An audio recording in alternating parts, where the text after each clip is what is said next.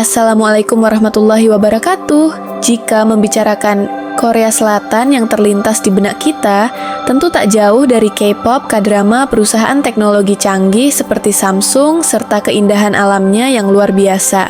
Gelombang budaya Korea atau Hallyu Wave telah mendunia menjadikan industri hiburan Korea sebagai salah satu yang paling berpengaruh di kancah global. Selain itu, Korea Selatan juga dikenal sebagai negara dengan kemajuan teknologi pesat dengan kota-kota seperti Seoul dan Busan yang dipenuhi gedung pencakar langit dan sistem transportasi modern.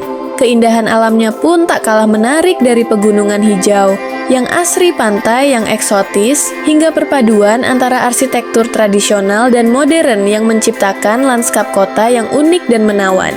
Namun, di balik kemajuan dan modernitasnya terdapat kisah menarik tentang bagaimana Islam telah menjadi bagian dari sejarah Korea selama lebih dari 1000 tahun. Sejarah Korea selama lebih dari 1000 tahun. Jejak Islam di Korea dapat ditelusuri kembali ke abad ke-9 ketika para pedagang Muslim dari Timur Tengah dan Asia Tengah tiba di semenanjung Korea melalui jalur sutra. Namun, Islam sempat mengalami masa sulit, terutama pada era dinasti Joseon di abad ke-14 yang berupaya menghapus keberadaan agama di wilayah Korea. Islam baru kembali berkembang pada abad ke-20. Kini, jumlah Muslim di Korea Selatan diperkirakan mencapai 400.000 orang, di mana diantaranya merupakan warga Korea asli yang menjadi mu'alaf. Jika ingin mengetahui kisah lengkapnya, pastikan untuk menonton video ini hingga selesai. Kita akan membahas sejarah masuknya Islam ke Korea Selatan, serta bagaimana perkembangannya di era modern yang mengalami peningkatan pesat, lebih dari 50% hanya dalam 3 tahun terakhir.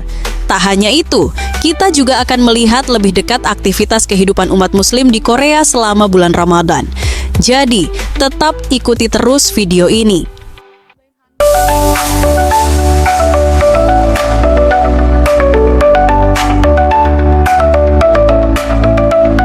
Jauh sebelum Korea menjadi negara modern seperti sekarang, Islam sudah lebih dulu hadir di semenanjung ini, membawa pengaruh budaya dan perdagangan yang memperkaya hubungan Korea dengan dunia luar. Catatan sejarah menunjukkan bahwa Islam pertama kali diperkenalkan pada abad ke-9 saat era dinasti Silla, periode di mana Korea mulai menjalin hubungan dagang dengan berbagai bangsa melalui jalur sutra, rangkaian jalur perdagangan yang menghubungkan Asia, Timur Tengah, hingga Eropa. Kala itu, para pedagang Muslim dari Timur Tengah dan Asia Tengah tiba di Korea, membawa komoditas berharga seperti rempah-rempah, kain sutra, perhiasan, dan barang-barang eksotis lainnya. Mereka datang tidak hanya sebagai pedagang, tetapi juga sebagai perantara budaya dan agama. Kontak ini tidak sekadar transaksi ekonomi, tetapi juga menjadi titik awal pertukaran intelektual dan sosial antara dunia Islam dan Korea. Beberapa dari para pedagang ini memilih untuk menetap, membangun komunitas kecil di berbagai kota pelabuhan yang menjadi pusat perdagangan, seperti Gyeongju, ibu kota Silla saat itu.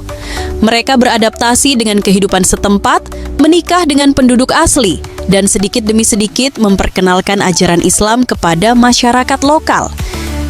Keberadaan mereka juga tercatat dalam beberapa dokumen sejarah, termasuk catatan dari para penjelajah Muslim, seperti Ibnu Khurdatsbih, seorang geografer Muslim dari abad ke-9 yang menyebut adanya interaksi antara Muslim dan masyarakat di semenanjung Korea. Selain itu, beberapa sejarawan meyakini bahwa para pemukim Muslim ini berasal dari Irak dan Persia, dua wilayah yang saat itu merupakan pusat keilmuan dan peradaban Islam.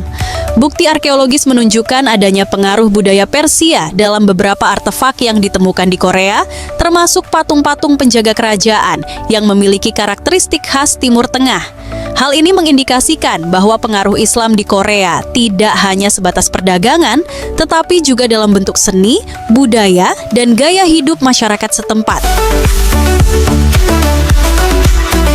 Meski komunitas Muslim pada masa Silla tidak berkembang secara masif, jejak awal ini menjadi fondasi bagi hubungan panjang antara Islam dan Korea yang terus berlanjut hingga periode berikutnya, terutama pada masa dinasti Goryeo tahun 918 hingga 1392 ketika interaksi dengan dunia Islam semakin meningkat. Ketika dinasti Goryeo berkuasa, hubungan dengan dunia Islam semakin erat. Para pedagang Muslim, terutama dari Persia dan Asia Tengah, berperan penting dalam perdagangan internasional, menjadikan Korea bagian dari jaringan perdagangan global yang menghubungkan Timur dan Barat. Catatan sejarah menyebutkan bahwa di ibu kota Kaesong terdapat komunitas Muslim yang memiliki tempat ibadah yang disebut Yegung, yang berarti aula seremonial. Selain itu, orang-orang Muslim saat itu disebut sebagai Hui-Hui, istilah yang juga digunakan untuk menyebut Muslim Hui dari China. Namun, perubahan besar terjadi ketika dinasti Joseon berdiri pada tahun 1392, menggantikan dinasti Goryeo yang lebih terbuka terhadap pengaruh luar. Berbeda dengan pendahulunya, dinasti Joseon mengadopsi Konfusianisme sebagai dasar ideologi negara dan menjadikannya sebagai pedoman utama dalam pemerintahan serta kehidupan sosial masyarakat Korea. Ketika dinasti Joseon mengadopsi Konfusianisme sebagai ideologi negara, mereka mulai menekan keberadaan agama-agama lain yang dianggap bertentangan dengan tatanan sosial yang mereka bangun. Agama-agama yang berasal dari luar, termasuk Buddhisme, Islam, dan kepercayaan lain dari Timur Tengah maupun Asia Tengah, perlahan-lahan dikesampingkan. Masjid-masjid yang sempat berdiri pada era Goryeo tidak lagi mendapat dukungan, dan komunitas Muslim yang sebelumnya cukup aktif mulai melebur dengan masyarakat lokal, meninggalkan tradisi mereka dan beralih ke ideologi Konfusianisme yang lebih dominan. Akibatnya, Islam nyaris menghilang dari sejarah Korea selama beberapa abad. Islam baru mendapat tempat kembali di Korea pada abad ke-20, terutama setelah Perang Korea. Saat itu, Korea Selatan menerima bantuan dari berbagai negara, salah satunya adalah Turki, yang mengirimkan pasukan dalam misi PBB untuk membantu Korea Selatan melawan Korea Utara. Pasukan Turki, yang dikenal sebagai Brigade Turki, tidak hanya berperan dalam pertempuran, tetapi juga membawa kembali ajaran Islam ke Korea. Interaksi antara tentara Turki dan masyarakat Korea membangkitkan kembali ketertarikan terhadap Islam. Beberapa warga Korea mulai mempelajari ajaran Islam dan komunitas Muslim kembali terbentuk. Untuk mendukung perkembangannya, pada tahun 1976 didirikan Masjid Pusat Seoul, Seoul Central Mosque, di Itaewon, yang hingga kini menjadi pusat keislaman di Korea Selatan. Meskipun Islam bukan agama mayoritas di Korea Selatan, perkembangannya di era modern menunjukkan bahwa agama ini terus menemukan tempatnya di tengah masyarakat Korea yang semakin terbuka terhadap keberagaman budaya dan keyakinan. Faktor utama yang berkontribusi terhadap pertumbuhan Islam di Korea adalah meningkatnya jumlah pekerja migran dari negara-negara Muslim seperti Pakistan, Bangladesh, Indonesia, dan Malaysia, serta semakin banyaknya warga Korea yang tertarik untuk mempelajari Islam hingga akhirnya memutuskan menjadi mu'alaf. Dalam beberapa dekade terakhir, populasi Muslim di Korea Selatan mengalami peningkatan yang signifikan. Pada tahun 2002, jumlah Muslim di Korea diperkirakan hanya sekitar 45.000 orang. Pada tahun 2021, angka tersebut melonjak menjadi 260.000 orang, dengan 60.000 diantaranya merupakan warga Korea asli. Data terakhir, tahun 2024 diperkirakan terdapat 400.000 umat Islam berada di Korea Selatan, yang diantaranya 319.000 orang adalah warga asing. Artinya, dalam kurun waktu hanya 3 tahun, umat Muslim di Korea Selatan tumbuh lebih dari 50%. Seiring dengan bertambahnya populasi Muslim, berbagai fasilitas penunjang juga semakin berkembang. Saat ini, terdapat lebih dari 60 masjid dan mushola yang tersebar di berbagai kota besar. Restoran dan produk bersertifikasi halal banyak bermunculan, serta komunitas Muslim yang aktif dalam memperkenalkan Islam di tengah masyarakat Korea. Peningkatan ini mencerminkan bagaimana Islam semakin menemukan tempatnya di Korea Selatan, tidak hanya sebagai agama bagi pendatang, tetapi juga menjadi bagian dari keberagaman masyarakat Korea yang terus berkembang. Di antara banyaknya mu'alaf di Korea Selatan, terdapat salah satu kisah yang menarik perhatian, yaitu perjalanan spiritual seorang gadis cantik bernama Ayana Ji Hye-moon. Bagi yang sering menonton televisi, sosoknya mungkin sudah tidak asing lagi. Ayana kerap diundang dalam berbagai acara televisi di Indonesia, bahkan ia juga fasih berbahasa Indonesia. Oh, saya mau menikah dalam 2 tahun. Kriterianya semuanya sama. Ganteng, kaya, tinggi, pintar, soleh kan. Tapi kita selalu berdoa begitu, tapi yang dapat itu beda. Untuk saat ini Ayana udah punya hubungan nggak dengan orang lain atau ada yang deketin mungkin? Enggak ada. Nggak ada. Yang enggak ada. Nggak ada secantik Ayana, Masya Allah, nggak ada yang deket, berarti mereka mungkin insecure. Mungkin keren. Ayana Jihemun lahir dan besar di Korea Selatan dalam lingkungan keluarga yang terbuka terhadap berbagai keyakinan agama. Sejak kecil, ia tumbuh dengan pemahaman bahwa setiap individu memiliki kebebasan dalam memilih jalan spiritual mereka. Namun, seperti kebanyakan masyarakat Korea lainnya, Ayana awalnya tidak memiliki keterikatan kuat dengan satu agama tertentu. Ketertarikan Ayana Mun terhadap Islam bermula ketika ia mulai menyelami budaya Timur Tengah pada usia 17 tahun. Rasa ingin tahunya terhadap dunia Islam semakin berkembang seiring dengan eksplorasinya terhadap sejarah, budaya, dan tradisi yang ada di negara-negara Muslim. Ia mulai mempelajari Islam lebih dalam, membaca kitab-kitab, dan mencari tahu tentang ajaran-ajaran yang dianut oleh umat Muslim di berbagai belahan dunia. Semakin ia memahami esensi Islam, semakin ia merasakan ketenangan yang sebelumnya tidak pernah ia temukan. Selain Ayana Jihemun, terdapat beberapa wanita Korea Selatan yang juga memutuskan untuk memeluk Islam dan menjadi mu'alaf. Kisah mereka tidak hanya menginspirasi, tetapi juga menunjukkan bagaimana Islam mulai diterima di negeri ginseng. Perjalanan spiritual mereka memiliki latar belakang yang berbeda-beda, mulai dari ketertarikan pada sejarah, interaksi dengan komunitas Muslim, hingga pengalaman pribadi yang mendalam. Salah satu yang terkenal adalah Song Bora, yang menjadi mu'alaf pada tahun 2007 setelah membaca buku tentang sejarah dunia yang memperkenalkannya pada Islam. Rasa ingin tahunya semakin besar, hingga akhirnya ia memutuskan untuk mendalami agama ini dengan bantuan teman-temannya. Assalamualaikum warahmatullahi wabarakatuh.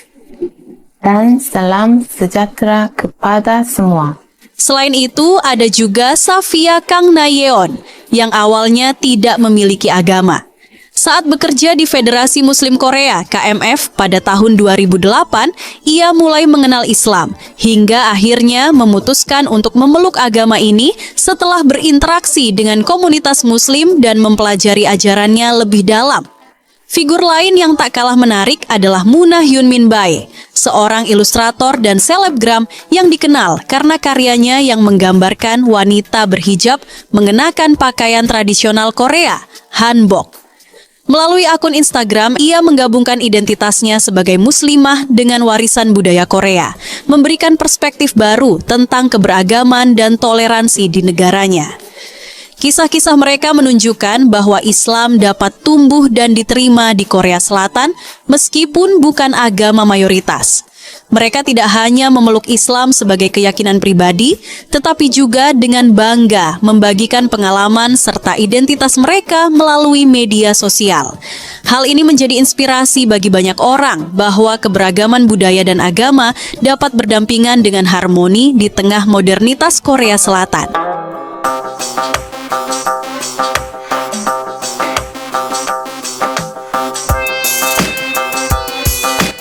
Bulan Ramadan menjadi momen istimewa bagi komunitas Muslim di berbagai belahan dunia, termasuk di Korea Selatan. Di tengah populasi Muslim yang relatif kecil, semangat kebersamaan tetap terasa, terutama di kawasan Itaewon, tempat berdirinya Seoul Central Mosque, satu-satunya masjid utama di ibu kota. Setiap akhir pekan selama Ramadan, masjid ini menjadi pusat kegiatan keagamaan, termasuk penyelenggaraan iftar atau berbuka puasa bersama. Acara ini dihadiri oleh Muslim dari berbagai negara, termasuk dari Asia Selatan, Timur Tengah, hingga Asia Tenggara. Keberagaman ini mencerminkan eratnya solidaritas umat Islam di negeri yang mayoritas penduduknya bukan Muslim. Sebelum berbuka puasa, banyak jamaah yang berkumpul di halaman masjid. Di antara mereka, terlihat antrean panjang untuk mendapatkan paket iftar yang telah disediakan oleh berbagai organisasi Islam dan komunitas Muslim setempat. Makanan berbuka yang disajikan pun beragam, mulai dari kurma, buah-buahan, hingga hidangan khas berbagai negara. Salah satu kegiatan berbuka puasa juga berlangsung di restoran halal Little India Seoul. Acara iftar ini diinisiasi oleh Indian Overseas Congress South Korea dengan tujuan mempererat persaudaraan dan menyebarkan pesan perdamaian serta solidaritas antarumat beragama. Tidak hanya dihadiri oleh Muslim, acara ini juga terbuka bagi masyarakat umum yang ingin merasakan pengalaman berbuka puasa bersama. Setelah berbuka, jamaah melanjutkan ibadah sholat maghrib di dalam masjid. Di bulan Ramadan, masjid ini menjadi semakin ramai oleh umat Muslim yang menjalankan ibadah tarawih dan berbagai kegiatan keagamaan lainnya. Meskipun komunitas Muslim di Korea Selatan masih tergolong minoritas, semangat kebersamaan dan toleransi tetap terjaga. Iftar yang diselenggarakan di Seoul bukan sekadar momen berbuka puasa, tetapi juga menjadi ajang mempererat persaudaraan lintas budaya dan negara.